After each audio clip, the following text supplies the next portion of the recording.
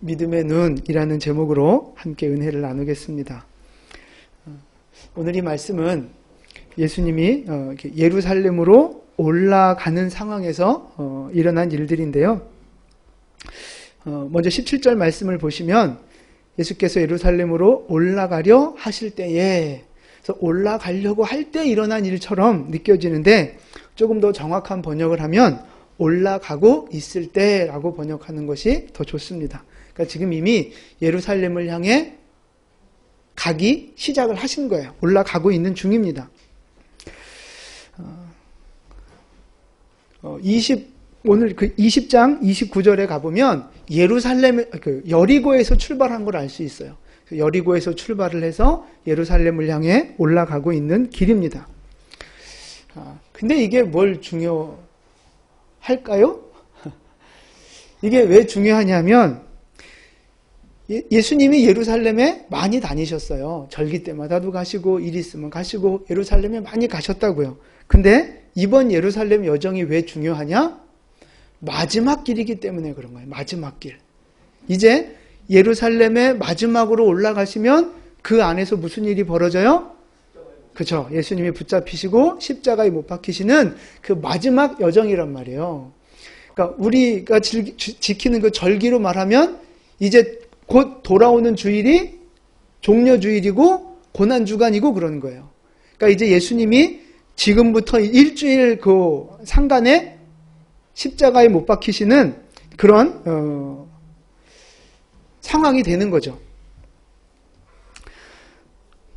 그런 그 마지막 예루살렘을 향한 여정, 그 길에서 지금 예수님을 모아놓고 따로 말씀을 하고 계시는 거예요. 제자들만 따로 모아놓고 주시는 말씀이에요. 우리 18절과 19절 우리 같이 한번 봉독하겠습니다.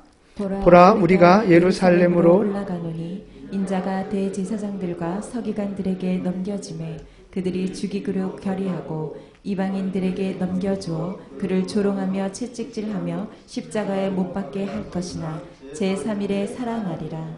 아멘.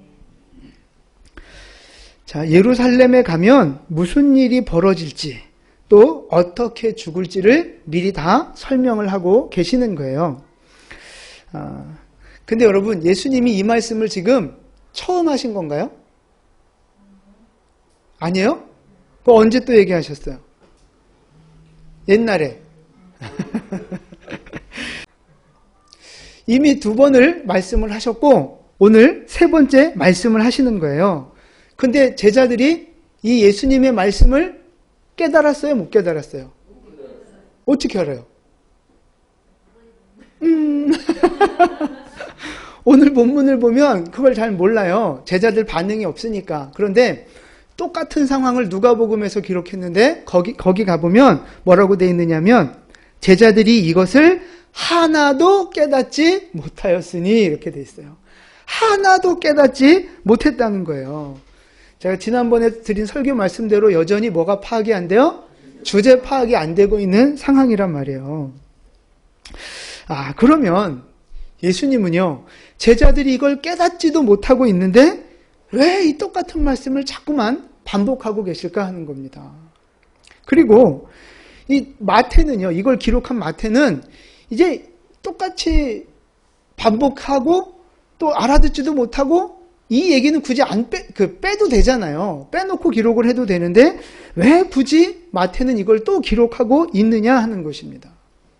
왜 그럴까요? 그렇죠. 중요하니까 그런 거예요. 제가 지난번에 이 본문을 갖고 말씀드릴 때는 그 메시지의 내용이 중요하기 때문에 그게 기독교의 본질이기 때문에 반복하신다라고 제가 말씀을 드렸어요. 근데 오늘 이 3번째 말씀하신 이 말씀은 좀 다른 관점으로 보려고 하는 겁니다. 왜 예수님은 계속해서 반복하시느냐?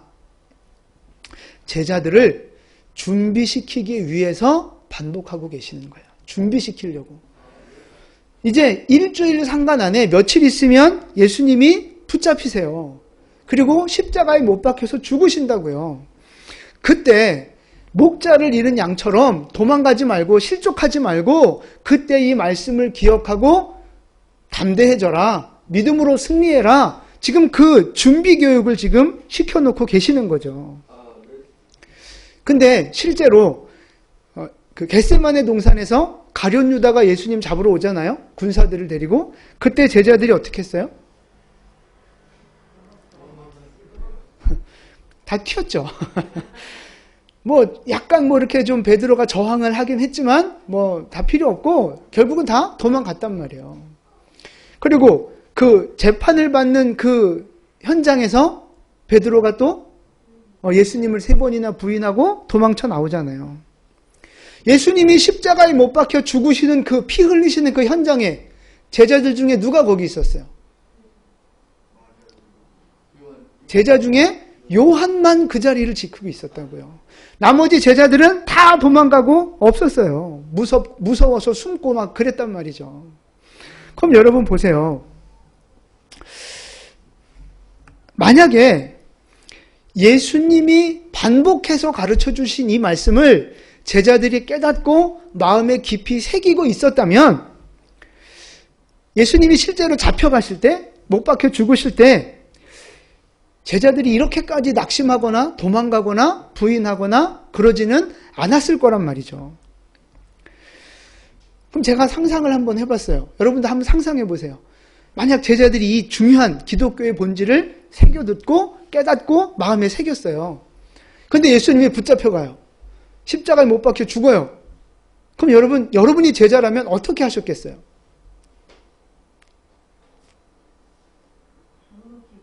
묵묵히 기다려요? 예수님 잘 가세요 이렇게. 묵묵히.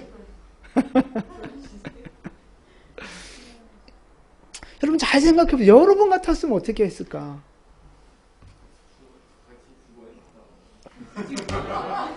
그죠? 이제 여기서 성격이 나오는 거예요.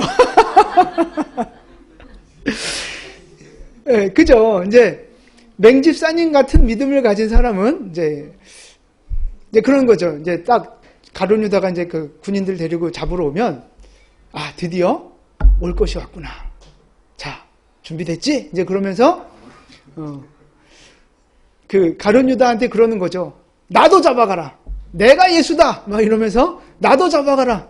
나도 십자가에 못 박아라. 아마 이랬을 거예요. 예수님과 죽어도 같이 죽고 살아도 같이 살겠습니다. 베드로처럼 우리 맹집사님처럼 성격이 나오는 거죠, 이제. 죽어도 같이 죽고 이제 이러는 거예요. 근데 만약에 이제 그럴 상황이 안 됐다면, 그렇지 않다면 예수님을 이제 혼자 보내야만 하는 상황이 됐다면 어떻게 반응하겠어요? 그렇죠. 예수님, 저희가 기도하겠습니다. 끝까지 승리하십시오. 이 구속사를 이루어 주십시오. 아니 진짜로 그렇게 말씀드리고 기도하지 않았겠어요? 그래서 마지막 인사는 뭐가 돼야 돼요? 그렇죠. 예수님 부활 후에 뵙겠습니다. 예수님 부활 후에 뵙겠습니다. 진짜 이 예수님이 하셨던 말씀을 깨닫고 마음에 새기고 있었다면 그렇게 반응해야 맞지 않을까 하는 생각을 해봤어요. 근데 그 말씀을 전혀 깨닫지 못하니까 다 뿔뿔이 흩어지고 도망가고 무서워하고 그랬단 말이에요. 3번씩이나 말씀하셨는데 왜 제자들은 깨닫지 못했을까 하는 것입니다. 왜 그랬을까요? 두려워서. 뭘 알아야 두렵지.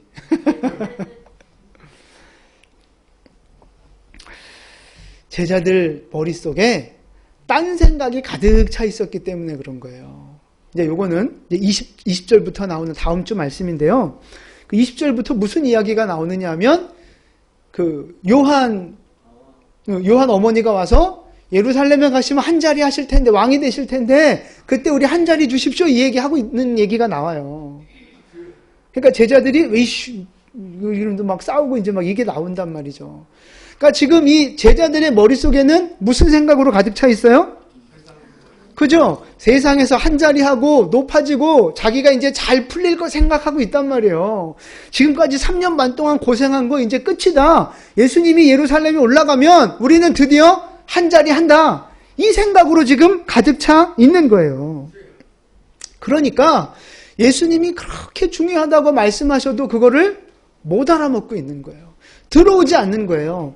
예를 들어 컵에 물이 가득 차 있으면 거기에다가 내가 주스를 부어도 소용없잖아. 안 담기잖아. 이미 가득 차 있기 때문에.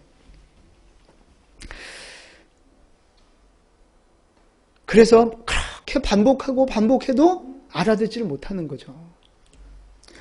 근데 여러분, 사실 우리도 마찬가지예요. 우리도.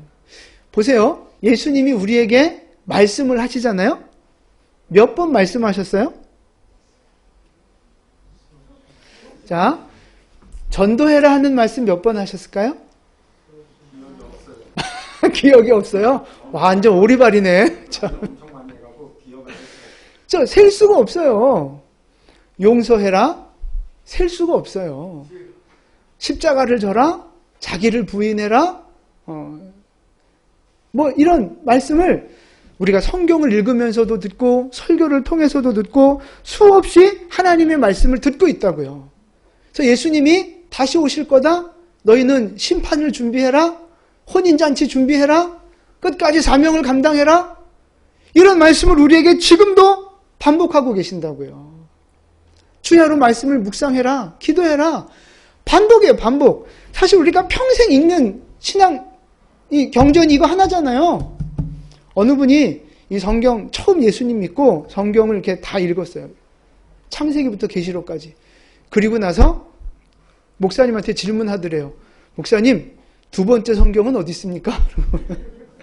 성경이 66권이라니까 이게 66개 있는 줄 아는 거예요. 그랬다면 우리 신앙생활 하기 곤란했을 거예요. 여러분, 이거 하나밖에 없다고, 이거 하나밖에.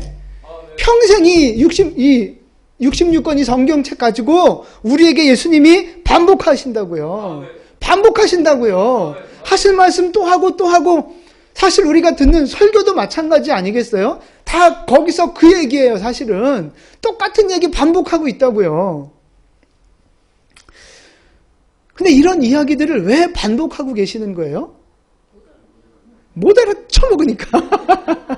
못 알아들으니까. 또 하나, 이제 그거는 이제 지난번에 했던 말씀이고요. 오늘 강조하고 싶은 건 뭐냐면, 준비하라고. 중요하니까 이 말씀을 듣고 준비하라고 자꾸 반복하시는 거예요. 왜냐하면, 이제 곧 구속사 하나님의 그 경륜대로 박해의 시대가 오고 환난의 시대가 오고 주님이 다시 오실 마지막 심판의 날이 다가오고 있거든요. 그러니까 그날을 준비해야 된다 말씀하시는 거예요. 심판을 준비해라. 하나님 앞에 받을 상급 받을 준비를 하고 거룩한 신부로 혼인잔치를 준비하고 주님 다시 오실 그날에 칭찬받을 수 있도록 사명을 완수하는 사명자로 살아가라. 이 말씀을 잘 새겨들어서 마지막 유혹과 거짓과 이 환난의 시대에 믿음으로 승리해라. 그 준비를 시켜주시려고 반복하고 계신 거라고요. 그래서 여러분, 말씀을 묵상하는 것이 그래서 중요한 거예요. 자, 디모데후서 3장 16절과 17절 말씀 우리 함께 봉독하겠습니다. 모든 성경은 하나님의 감동으로 된 것으로 교훈과 책망과 바르게 함과 의로 교육하기에 유익하니 이는 하나님의 사람으로 온전하게 하며 모든 선한 일을 행할 능력을 갖추게 하려 함이라. 아멘. 성경 말씀이 얼마나 유익한가에 대한 말씀인데요. 모든 성경은 교훈과 책망과 바르게 함과 의로 교육하기에 유익하다는 거예요. 그러니까 사람을 사람되게 만드는 데 있어서 사람의 인성을 만들고 신앙을 만드는 데 있어서 가장 중요한 교재가 성경이라는 거예요. 가장 좋은 교재, 가장 중요한 교재. 뭐 세상에 많은 학습법이 있고 뭐 교육에 대한 이론들이 있지만 그 모든 것보다 가장 중요하고 가장 좋은 것이 말씀이라는 거예요. 말씀. 말씀으로 교육하라는 거예요. 자녀들을. 그 다음에 이는 하나님의 사람으로 온전하게 하고 모든 선한 일을 행할 능력을 갖추게 한다는 거예요. 성경을 잘 읽으면요, 하나님의 사람으로 온전하게 된다는 거예요. 하나님의 사람답게 적합한 사람이 된다는 뜻입니다.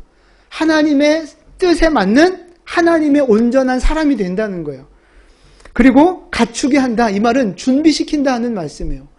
그러니까 하나님의 선한 일을 해야 돼요. 하나님의 뜻을 이 땅에 이루는 삶을 살아야 돼요. 근데 무엇으로 그런 사람이 만들어지느냐? 말씀으로 그런 사람이 만들어진다는 거예요. 말씀으로 교육해야 믿음의 사람이 되고 말씀으로 교육해야 올바른 인성을 갖춘 사람이 된다는 거죠. 말씀으로 무장해야만 이 세상에 하나님의 뜻을 이루어가는 하나님의 사명자가 될 수 있다는 거예요. 이 말씀이 그렇게 중요하니까 예수님이 자꾸만 반복해서 말씀하고 계시는 거예요. 그럼 여러분 거꾸로요. 오늘 지금 이 말씀을 뒤집으면 어떻게 돼요? 말씀이 없으면 올바른 사람이 될 수 없다는 거예요. 인격적으로도 올바른 사람이 될 수 없고 신앙적으로도 하나님의 뜻을 이루어가기에 합당한 사람이 될 수 없다는 뜻입니다. 말씀이 없으면 자격 없는 자가 된다는 거예요. 능력 없는 자가 된다는 뜻입니다. 말씀이 있어야만 우리가 세상에 나가 하나님의 나라를 만들어갈 일꾼으로 준비가 되는 거예요. 무장할 수 있는 거예요. 여러분, 영적 전쟁에서 지금 우리가 살아가는 이 세상은 영적 전쟁이잖아요. 개인적으로도 그렇고 전 지구적으로도 그렇고 지금은 영적 전쟁의 시대를 살아가고 있다고요. 자, 그런데 어떤 사람이 영적 전쟁에서 승리할 수 있습니까? 그죠? 보세요. 착한 사람이 영적 전쟁에서 승리할 수 있어요? 아니요.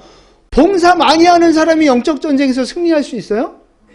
아니라고요. 말씀으로 무장한 사람이 영적 전쟁에서 승리할 수 있는 거예요. 말씀으로 무장하고 승리하는 사람이, 말씀으로 무장하고 순종하는 사람이 세상에서 승리하고 하나님의 복을 받는 사람이 된다고요. 그래서 주야로 말씀을 묵상하라는 거예요. 말씀을 가까이 하라는 것입니다. 말씀으로 무장하고 기도를 쌓아야만 세상을 이길 수 있고 하나님의 사람으로 바로 설 수 있는 거예요. 할렐루야. 아멘 안 하시는 분들은 나는 그래도 말씀과 상관없이 살겠다는 건가요? 오늘부터 여러분 다시 말씀을 가까이 하는 삶에 도전하시기를 축복합니다. 오늘부터 다시 말씀을 가까이 하는 삶이 되시기를 축복합니다. 이 말씀이 들리는 분은 아멘 하시고 이 말씀이 여전히 안 들리는 분은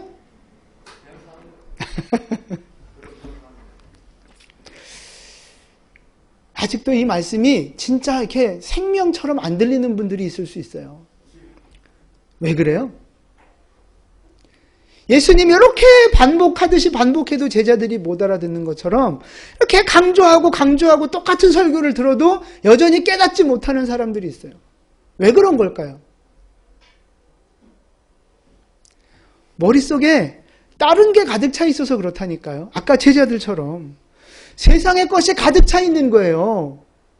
그래서 자기가 잘 될 것만 생각하고 자기가 높아질 것만 생각하고 자기가 잘 먹고 잘 살 것만 머릿속에 지금 가득 차 있는 거예요. 기복신앙으로 가득 차 있으니까 거기에 하나님의 말씀이 들어갈 틈이 없는 거죠. 애들이 그렇잖아요. 애들이 자기 하고 싶은 거 그 생각으로 꽉 차 있으니까 부모님이 아무리 옳은 말 좋은 말씀 해도 그게 안 들어오는 거예요. 안 들어와. 우리도 그렇다니까요. 하나님이 생명의 말씀을 주시고 올바른 말씀을 주셔도 그건 내가 좋아하는 말씀 아니면 안 받아요. 나한테 복 주시는 그런 말씀 아니면 귀에 달콤한 말씀 아니면 안 받는다니까요. 기복신앙으로 가득 차 있으니까 생명의 진리의 말씀이 안 들어오는 거예요.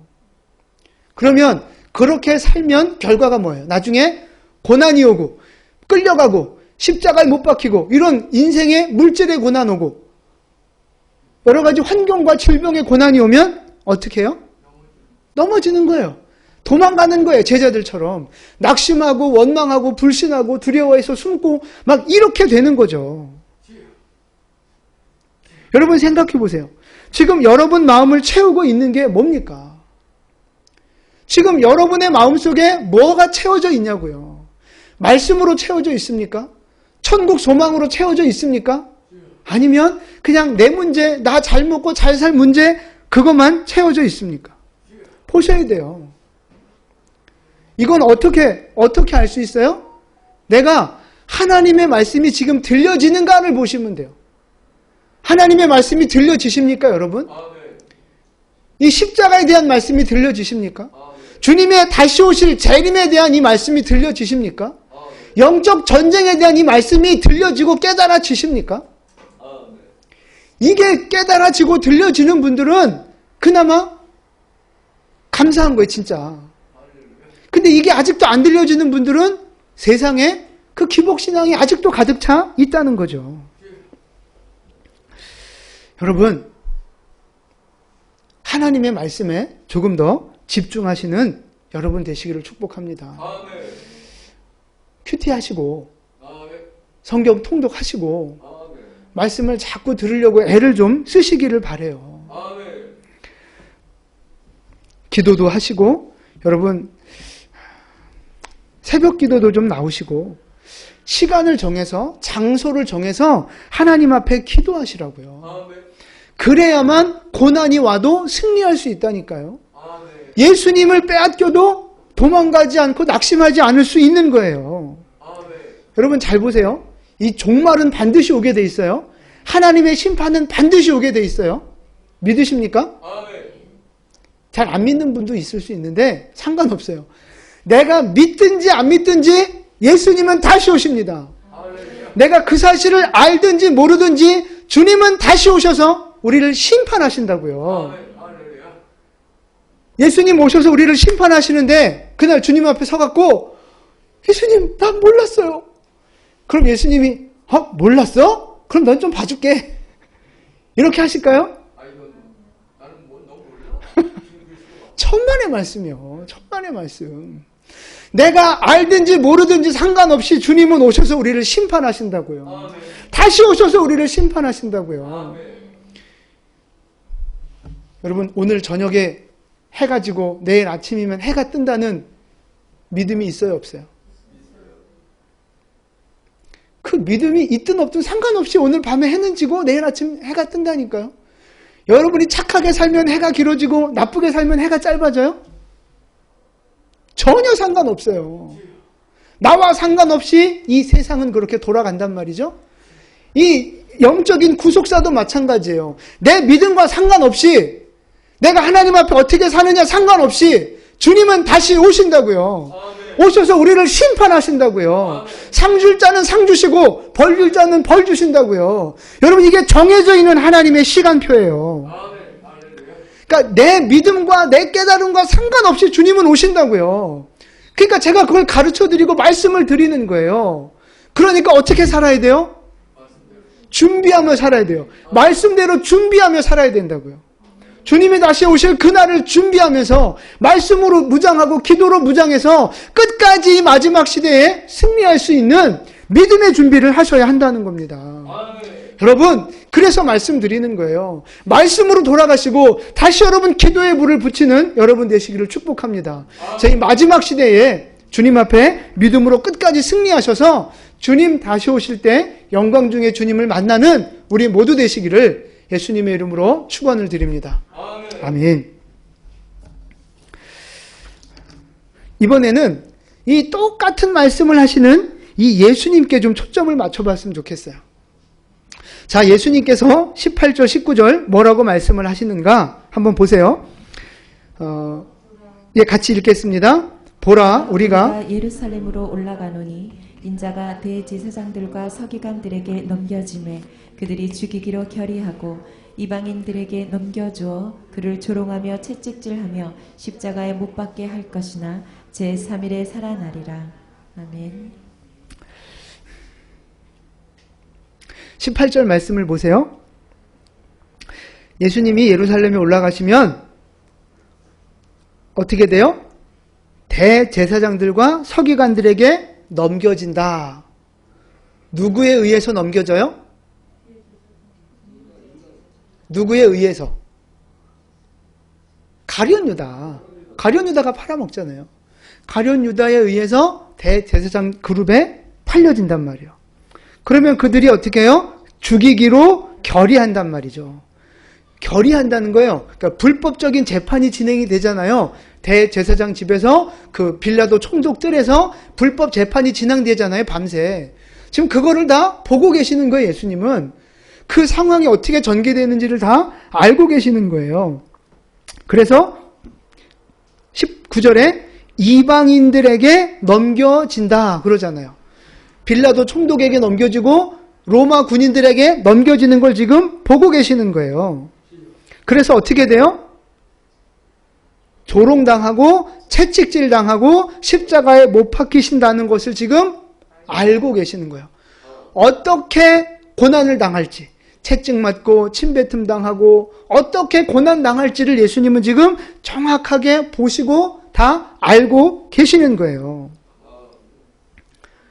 그러니까 지금 막연하게 나 이번에 올라가면 죽을지도 몰라. 그냥 이런 이야기가 아니고요. 정확하게 어떤 프로세스를 따라서 어떤 고난을 당하고 어떻게 죽을 건지를 아주 정확하게 지금 다 보고 계시는 거라고요. 알고 계신다고요.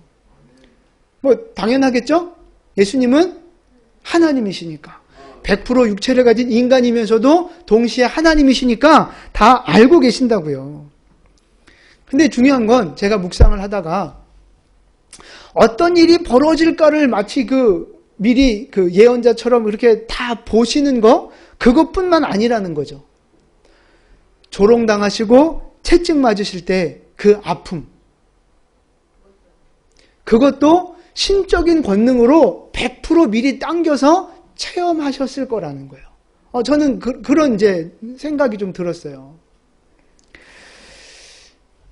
육신적으로 채찍에 맞는 고통, 십자가에 매달려 죽으시는 그 고통.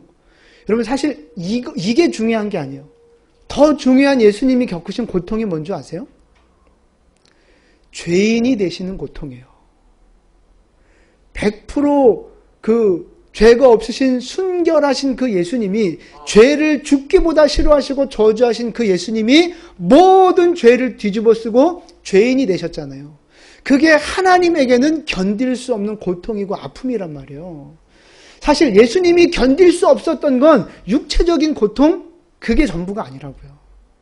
우리는 십자가의 육신의 고통만 생각하는데 그게 아니고 그걸 넘어서서 영적인 고통, 순결하신 예수님이 죄인이 되어야 한다는 그 고통이 예수님은 견딜 수 없으셨던 거죠. 근데 예수님은 그거를 그대로 다 끌어다가 100% 지금 체험하며 보고 계시는 거죠. 그러니까 그게 얼마나 고통스럽고 아픈 건지를 이미 경험해서 아시니까 가기 싫은 거예요, 그 길을. 그래서 땀방울이 핏방울이 되도록 그렇게 기도하시면서 하나님, 나 이 길 가고 싶지 않습니다. 이 잔을 좀 치워주십시오. 그렇게 기도를 하는 거죠. 그게 다 느껴지니까 너무너무 싫은 거예요. 근데 여러분 보세요. 우리는 만약에 무슨 일을 이렇게 고난을 당할 때 교통사고가 팍 난다거나 아니면 뭐 팔이 잘라진다거나 뭐 아니면 우리 여성분들 아기를 낳을 때 뭐 그 고통이나 그냥 상상해 본단 말이에요. 얼마나 아플까. 끔찍해. 이런단 말이에요. 근데 그거는 그냥 상상이지 여러분 그게 실제적으로 그렇게 느껴져요? 아니라고요. 안 느껴진다고요. 그냥 얼마나 아플까 하는 거지 그게 100% 나한테 체험되는 게 아니에요.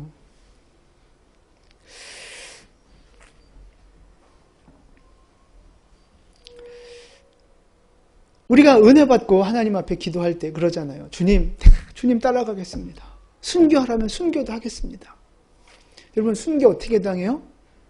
요즘에 화형 당하고요. 칼에 이렇게 목 잘려 죽고요. 손가락 발가락 다 칼로 잘라가면서 배를 가르면서 지금 이슬람권에는 그렇게 선교사 믿는 사람들이 죽어가고 있다고요. 얼마나 아플까. 우리 그 생각해요. 근데 여러분 만약에 그 화형당하는 그 고통이 영적으로 100% 내게 지금 체험되어진다고 생각해 보세요. 칼로 하나하나 우리 몸이 난도질 당하는 그 고통과 아픔이 실제적으로 내 안에 지금 탁 느껴진다고 생각해 보세요.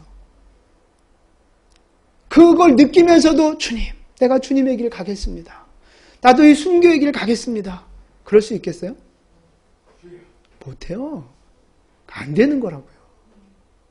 근데 그렇게 순교하는 분들이 계셔요. 여러분, 그분들은 묶여서 어쩔 수 없이 불에 태워지는 거예요. 그렇잖아요? 어쩔 수 없이 묶여가지고 손발이 잘리고 목이 따고 이러면서 그냥 고통스럽게 죽어가시는 거라고요. 근데 보세요. 예수님도 십자가에서 그렇게 죽어가시는데 예수님이 그 고난을 피할 수 있는 힘과 능력이 있어요, 없어요? 있다고요. 여러분, 그게 굉장히 중요한 차이예요. 예수님은 얼마든지 십자가의 고통을 피할 수 있었어요. 그럴 능력도 있고 그럴 자격도 있는 분이었다고요. 우리가 순교하는 건요, 그럴 능력이 안 되니까 어쩔 수 없이 우리는 그냥 끌려가서 그냥 으악 소리 지르면서 그냥 고통당해 죽는 거예요. 근데 예수님은 벗어날 능력이 있고 자격이 있으면서도 그걸 거부하지 않으시고 그 길을 걸어 가셨다고요. 왜 그렇게 하셨을까요, 예수님은? 그거예요. 우리 마태복음 26장 39절 말씀 볼까요? 함께 봉독하겠습니다. 조금 나아가사 얼굴을 땅에 대시고 엎드려 기도하여 이르시되 내 아버지여 만일 할만하시거든 이 잔을 내게서 지나가게 하옵소서. 그러나 나의 원대로 마옵시고 아버지의 원대로 하옵소서 하시옵고. 아멘. 보세요. 이 잔을 내게서 지나가게 하옵소서. 예수님도 이 십자가의 고통과 죄인이 되는 거 원치 않으셨다고요. 피하고 싶으셨다고요. 그게 솔직한 인간으로서의 마음입니다. 그런데 예수님이 결국 십자가를 선택한 이유는 뭐예요? 아버지의 뜻이기 때문에, 하나님의 뜻이기 때문에 결국 그거를 선택했다고요. 억울하지만 피할 수 있는 능력도 있지만 하나님이 그 길을 원하시니까 그럼 내 뜻, 내 권리, 내 주장 다 내려놓고 내가 하나님 뜻 순종하겠습니다. 이렇게 가신 거라고요. 우리 인간이 지옥을 향해 가는 걸 볼 수 없어서 본인이 내 한 몸 희생하셔서 내가 너를 살리겠다고 선택하신 사랑의 선택이었다고요. 개인적인 고통과 아픔, 개인적인 어떤 욕심과 권리, 그것보다 영혼을 살리는 하나님의 뜻이 더 중요했다는 거예요. 그래서 하나님의 뜻이 이루어질 수만 있다면, 그래서 인류를 구원할 수만 있다면 이 한 몸 십자가에 바치겠습니다. 그렇게 하시는 거예요. 예수님의 기준은 하나님의 뜻이었다고요. 여러분 보세요. 내 선택 기준은 뭔가 여러분 보세요. 우리가 지금 세상을 살면서 선택할 일들이 많이 있잖아요. 신앙적인 많은 갈등들을 하면서 우리가 살아가고 있잖아요. 그때 여러분 무엇을 기준을 가지고 어떤 기준을 가지고 선택하시느냐 하는 것입니다. 하나님의 뜻을 선택하십니까? 내가 하고 싶은 것을 선택하십니까? 하나님께 유익한 것을 선택하십니까? 나한테 좋은 것을 선택하십니까?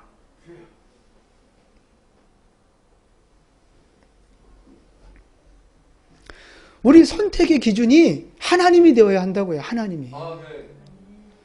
우리 선택의 기준이 말씀이 되어야 하고 하나님이 되어야 하는 거예요. 내 감정, 내 기준대로 선택하시면 안 된다고요. 그럼 그렇게 생각할 수 있어요. 하나님, 그럼 너무 힘들잖아요. 그럼 내 인생이 너무 힘들잖아요. 맨날 어떻게 그렇게 하고 살아요. 그렇게 반문할 수 있어요. 여러분, 그게 아닙니다. 잘 보세요. 예수님이 십자가의 고난을 미리 보셨잖아요. 미리 다 아셨잖아요. 그것만 보셨어요? 그렇죠. 오늘 본문 19절에 보시면 19절 맨 마지막에 제3일에 살아나리라. 부활하실 것도 보셨다고요. 여러분 그게 중요한 거예요. 십자가만 보신 게 아니고요. 그 너머에 부활의 영광도 보셨다는 것입니다. 그래서 육신적으로, 인간적으로, 영적으로 너무 힘들고 고통스러웠지만, 십자가만 바라보면 너무 고통스럽지만, 그거보다 부활의 영광이 더 크게 보이신 거예요, 예수님은. 부활의 영광이 더 크게 보였다고요, 십자가보다. 그러니까 힘들어도 결국은 부활의 길을 선택하셨다는 거죠. 여러분, 우리도 그렇다는 거예요. 이 사명의 길에서, 믿음의 길에서 계속되는 갈등들이 있어요. 영적인 갈등들이 있다고요. 순교하겠다, 이제 이런 거 말고, 이런 거창한 거, 그런 걸 말고라도, 우리 삶 속에서 하나님 뜻대로 할까? 내 뜻대로 할까? 그 갈등들이 많이 있단 말이에요. 오늘 예배 나오는 거 혹시 갈등하고 나오신 분 계십니까? 모르겠어요. 이제 그런 분들은 거의 없으시겠죠. 주일 예배는 그런데 수요 예배는 갈등하십니까? 안 하십니까? 새벽 기도는 그건 갈등 안 하시죠? 아예 내려놨으니까. 이제 돌아오는 수목금 이제 또 특별 기도회인데 그 특별 기도회는 갈까 말까? 헌금은요? 할까 말까? 아니면 요만큼 할까? 저만큼 할까? 헌금 봉투에 넣었다가 뺐다가 혹시 그러지 않는지 모르겠어요. 사명 감당하는 거, 우리가 전도 나가는 거, 교회 봉사하는 거 할까 말까? 더 할까? 조금 할까? 우리는 계속 이런 보이지 않아도 이런 갈등 속에서 사실 살아간다고요. 큐티를 할까 말까? 여러분, 왜 갈등하십니까? 이유가 뭐예요? 왜 고민하십니까?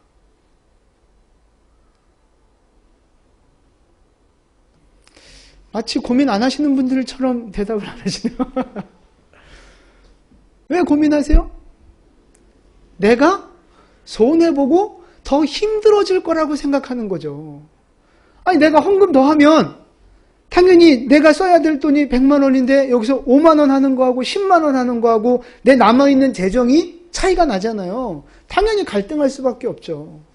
내가 기도회를 더 나가고 내가 더 말씀을 읽고 내가 더 봉사를 하면 내가 더 힘들어지죠. 그만큼 내가 자유시간이 줄어들잖아요. 손해죠. 힘들고 어렵죠. 그러니까 우리는 갈등하는 거예요. 그 중심에 뭐가 서 있어요? 내가 서 있다고요, 나. 내가 얼마나 편한가? 내가 얼마나 유익한가? 나한테 얼마나 좋은가? 우린 이걸 따져가면서 갈등을 하고 있는 거라고요, 사실은. 근데 여러분, 그 말이 맞아요. 현실적으로 봉사하고 성경 읽고 기도하고 그러면 시간이 부족해지고 내가 쓸 수 있는 시간도 부족해지고 피곤해지고 물질도 부족해지고 그래요. 눈에 보여지는 현실은 그렇다고요. 근데 여러분, 그게 다가 아니라는 사실입니다. 그것만 보지 마시라는 거예요. 뭘 봐야 돼요? 그 헌신과 수고 너머에 있는 하나님의 부활, 하나님의 상급, 하나님의 영광을 바라보시라 하는 겁니다. 히브리서 11장 6절 말씀이에요. 히브리서 11장 6절 같이 봉독합니다. 믿음이 없이는 하나님을 기쁘시게 하지 못하나니 하나님께 나아가는 자는 반드시 그가 계신 것과 또한 그가 자기를 찾는 자들에게 상 주시는 이심을 믿어야 할지니라. 아멘.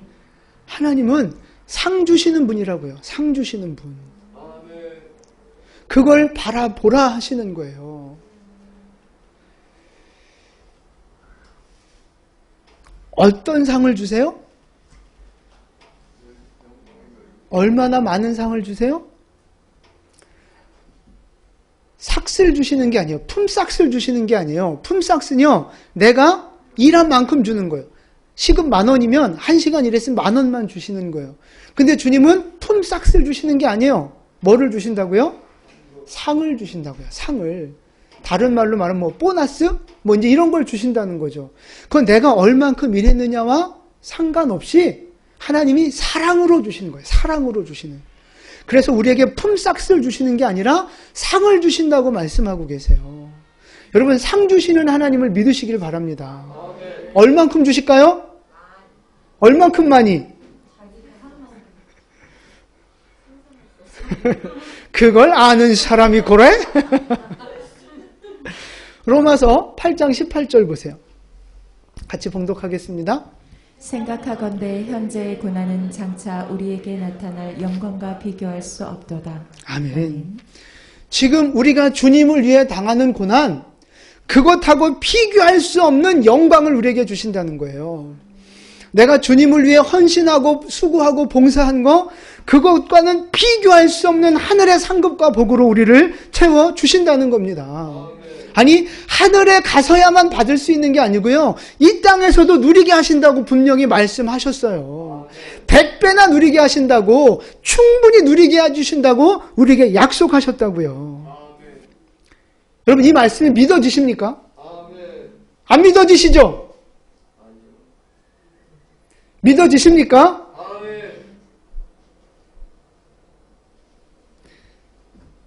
믿어지시는 분은 일어나서 두 손 들고 이거 안 일어나서 여러분, 진짜 이게 믿어지세요?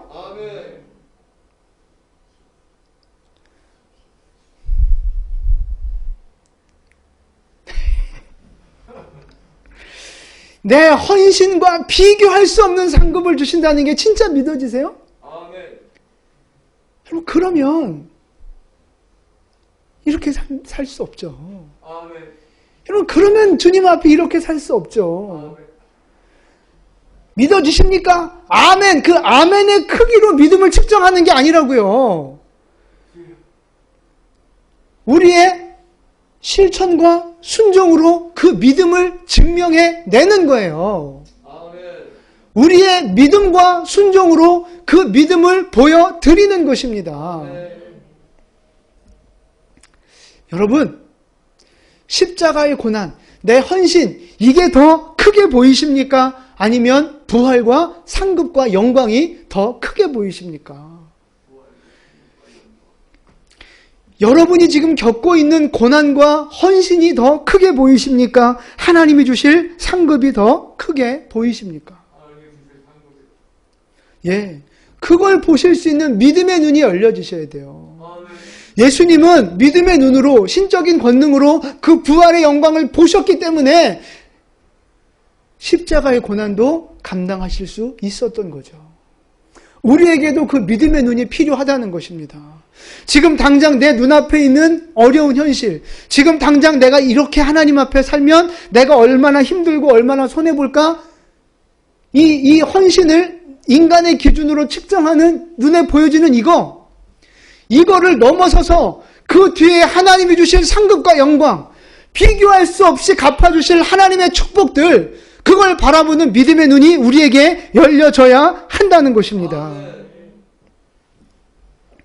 주님이 주실 영광이 더 분명하게 보여지고, 더 똑똑하게 보여지고, 더 크게 보여지는 믿음의 눈이 열려질 수 있기를 예수님의 이름으로 축원을 드립니다. 지금 우리 인생 가운데 있는 개인적인 고난들도 마찬가지예요. 여러분, 하나님이 지금 일하고 계십니다. 지금 내 그 현실 속에서는 아무것도 되어지는 일이 없어 보여도 하나님은 일하고 계신다고요.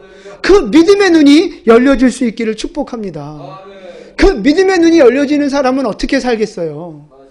말씀대로, 믿음대로 예배하며 기도하며 말씀 붙잡고 믿음의 싸움을, 인내의 싸움을 싸워가는 거죠. 반드시 하나님이 풀어주실 겁니다. 반드시 하나님께서 이루어 주실 겁니다. 그 믿음의 눈이 열려질 수 있기를 축복합니다.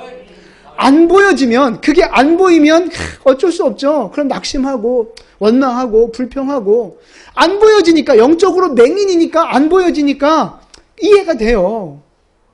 그러면 그렇게 살다가 그냥 죽어야 돼요?